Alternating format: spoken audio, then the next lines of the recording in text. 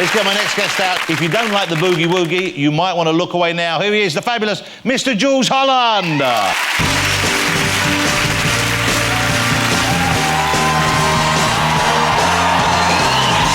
iconic figure strides out. Jools Holland. Hello, Jools, how are you? I'm very good. It's beautiful to be here with all these lovely people. It's great to have you here, and they're very excited to see you as well, I can tell. Yes. Well, oh, how lovely. You won't believe this, but Jools Holland just celebrated quite an important milestone birthday. 55 years old. 55. That's incredible. Speed limit in America. Wow. You know, it's Alicia's birthday this week. We'll find out that later on. But you've worked with Alicia, haven't you? She's done the show. She is fantastic. She's one of the most amazing artists because she can do, like, classical piano. She's got the sort of little blues take. Oh, she's marvellous. Can you do classical as well? Well, a little bit. It's not my specialist forte. I'm boogie woogist. Yes. I make no bones about it. It's a great and important music. It comes from a great place. The boogie woogie is an important music? Oh, yes. It's the beginning of, as my great friend Charlie Watts, the Rolling Stone drummer, says, it's the beginning of everything. Wow. It's the beginning of rock and roll. This is Boogie Woogie. That's quite a claim to make. Yes, I'm here to make it here on the Jonathan Ross Show tonight. It is the beginning of everything. I can tell you at the piano if you like. Well, we'll go over, maybe do a bit. We would like to hear Jools play a bit, wouldn't we, ladies and gentlemen? Well, we'll do that. But there's another celebration going on. I believe it's the 20th anniversary of Later, isn't it? You've been doing that show for 20 years now? It seems unthinkable to be doing that show for 20 years. Yeah, because shows don't go on for that long. Actually, how long have you been doing this show for? About 75 years. Yes, I thought so. Yes, But I've been doing this kind of thing but I've had, as you know, breaks in my career. But, yeah, but you haven't, yeah. Some natural, some otherwise. But 20 years, one show, one channel, the same show as well. That's really is unusual. But it's not because of me, it's because of the music. Yeah. We are all the servants of the song. And in fact, there we are with Alicia. There you are with the lovely Alicia. But there are some bands that I've seen, sometimes I tune, I love watching Later, and I'll tune in and see these great guys. I've seen Isaac Hayes on your show, I remember seeing him, Lou Reed, Dusty Springfield I saw, and that was a real treat, because you don't see her doing much stuff. What about Ray Charles? Did you ever have him on? Because we had Jamie Foxx on a couple of weeks ago, who's just a brilliant guest and a wonderful talent in his own way. But he was talking about meeting Ray before he died, and I know you're a fan of his. Ray was the most fantastic fellow, really, because he did all sorts of music, but whenever he sang anything, you didn't need to understand about jazz or country or whatever the thing was. Names didn't apply to it. It just became fantastic. And he was going to do a song that I wrote with Sam Brown, and then he got too ill and couldn't do it. I saw him live in England a couple of times, and one time I went with Lucien Freud, the painter, and do you know what he said to me? He said, I love that Ray Charles. Do you notice his legs, when he's at the piano, they just go like this? And I'd never noticed it, but actually Ray Charles's legs are as much part of... So if ever you see a film of Ray, check the legs, they're kind of part of Look it. for the legs. Yes, a lot of people don't spot that. No. It's all about the piano and the singing, but no, his legs are pretty good. Well, now I'm going to be staring at your legs when you play the piano. Well, do exactly, you do a similar kind of pedalling motion? They'll feel rather self-conscious. Now, you've got a new album out. It's called The Golden Age of Song. And there's some incredible people. Tell us some of the people on this album with you. Well, we wanted to get a lot of people have been on, come on Later or come on the Hootenanny. A lot of the young artists, they don't, no music comes from nowhere. It all starts off, it's all from something else. So, and all of them have an old song that they love. So we thought it would be interesting to get people to do the old songs that they love. And so some people, they would go right back to the sort of early sort of 1920s or the 1930s. Other people, like Jessie J, her early songs are from the 1980s, So the golden age of song is very big, and it's bringing all those different sort of new artists who all have a song that they sing that their mum likes best, or the song that they sort of grew up listening to, And that's when a song becomes in the golden age of song. It's when people sort of know it, and it becomes in the song. And it's kind of a family song as well, maybe. It's something that everyone loves. Yes, yeah. OK, let's have a look. This is a taster for you of Jools performing with some of the exceptional talents he has on this album. Have a look at this. Wow. You see? That's like a who's who of the biggest stars of today.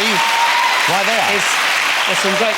See, CeeLo there. Gotta love CeeLo Green. Sometimes you have to reinvent a song, but sometimes, that great music, that's like from the Rhythm and Blues catalogue, but that great music is like Mozart. You can get people to do it. And CeeLo grew up listening to Jackie Wilson. He studied it.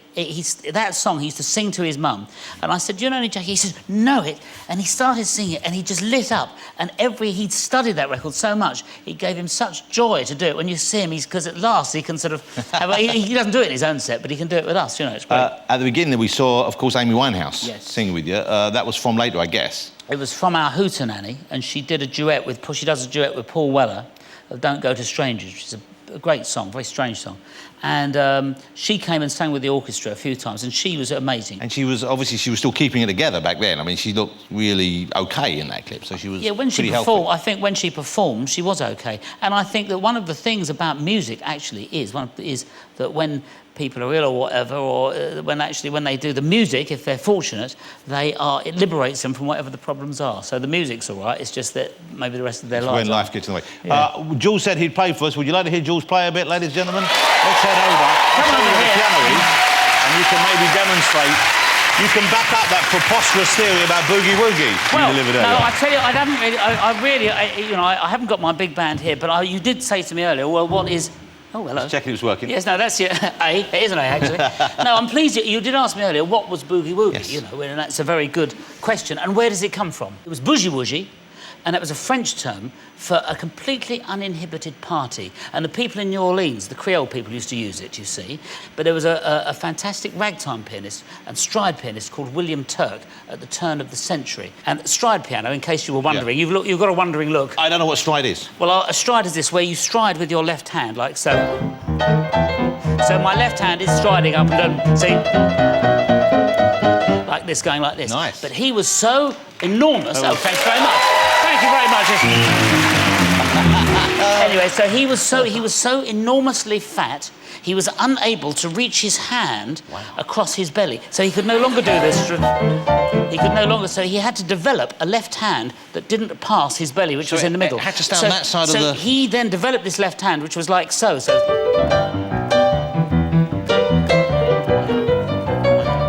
See, but never going past the belly. Never go past that. Exactly.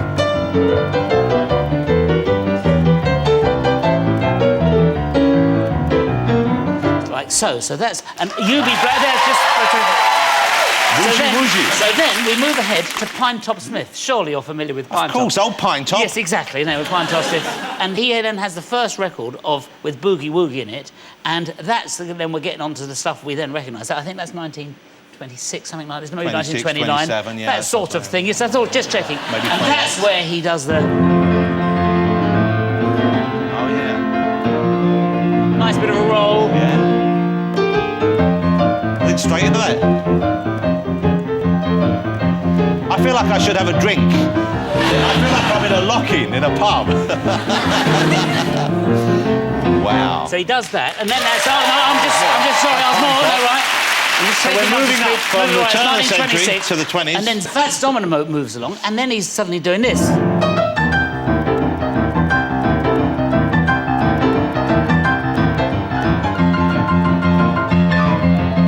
The roll's still there. Like that.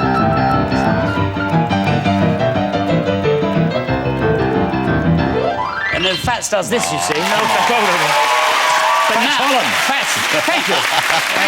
So then we move along to the comparatively modern times. Jules, how long do you think we've got this evening? Two people have come over from Australia to be here. Well, they're interested in this sort of thing. They're learning something. That was fabulous, though. I'm always enamoured of your talent. Mr. Jools Holland, ladies and gentlemen. And get the album. It's incredible. Incredible album. Jools Holland. Don't go away after the break. We'll be chatting to the fabulous Mr. Adam Hills. We still have music to come from Alicia Keys, so I'll see you in a couple of minutes.